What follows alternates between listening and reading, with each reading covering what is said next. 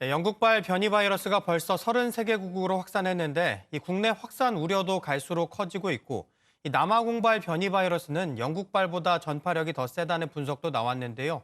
이 사회부 권용범 기자와 자세한 이야기 나눠보겠습니다. 안녕하세요. 네. 네, 권 기자, 이 앞서서 이 변이 바이러스를 말씀을 드렸는데 지금 우리나라 상황이랑 전 세계 상황 어떤지를 좀 설명을 해주시죠. 네, 하나씩 짚어보겠습니다. 일단 현재까지 총 33개 국가에서 영국발 변이 바이러스가 확인이 됐고요. 예, 영국발 입국자를 받지 않는 나라도 40곳으로 늘어났습니다. 예, 국내 상황 한번 짚어보겠습니다. 현재까지 확인된 변이 바이러스 확진자는 영국발 9명, 남아공발 1명으로 모두 10명입니다. 예. 변이 바이러스는 강한 전파력 때문에 거리두기 피로감, 실내 활동 증가와 함께 겨울철 3대 위협 요인으로 꼽히는데요. 아직 추가 확진 사례는 없지만 전문가들은 바이러스 확산을 시간 문제라고 보고 있습니다. 예.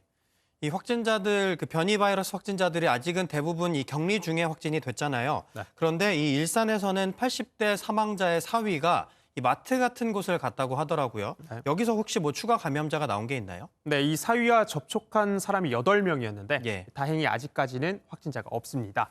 모두 음성이었던 건데요. 방역 당국은 혹시 모를 추가 전파에 대비해 음성이 나왔더라도 1대1 자가격리 전담 공무원을 지정해서 관리를 하고 있습니다. 예.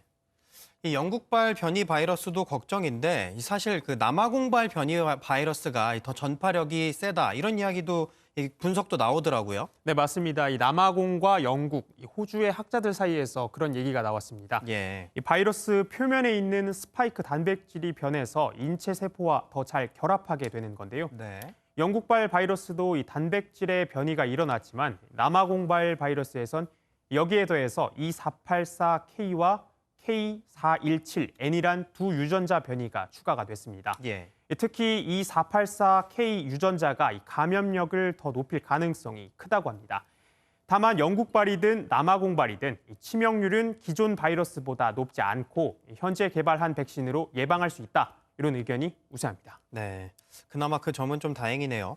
네. 그런데 이 백신이 지금 각 그 회사들에서 만들고 있잖아요. 그런데 영국에서 이 백신을 섞어서 맞아도 된다 이렇게 발표를 해서 논란이 되고 있다고요? 네, 맞습니다. 현재 얀센을 제외하고 이 나머지 백신들은 1차와 2차 이렇게 두 차례 접종을 하게 되는데요. 예, 영국 정부가 1, 2차의 백신 종류가 서로 달라도 된다. 이렇게 얘기를 해서 구설에 오른 겁니다. 예, 사실 아직은 백신을 섞어 맞아도 되는지에 대한 연구가 없어서 이에 안전할지 장담할 수가 없는 상태인데요. 예, 미국 질병통제예방센터도 1, 2차 백신이 같아야 한다고 지침을 내놓은 바 있습니다. 이를 두고 논란이 계속되자 영국 정부가 해명을 내놓았습니다. 2차 접종 시에 1차와 같은 백신을 구하는 게 불가능하다면 안 맞는 것보단 다른 백신이라도 접종하는 게 낫다. 뭐 이런 의미였다는 거죠. 예. 그러면서 백신 혼용, 그러니까 즉 섞어 맞는 걸 권고하는 게 아니라고 다시 한번 강조했습니다. 예.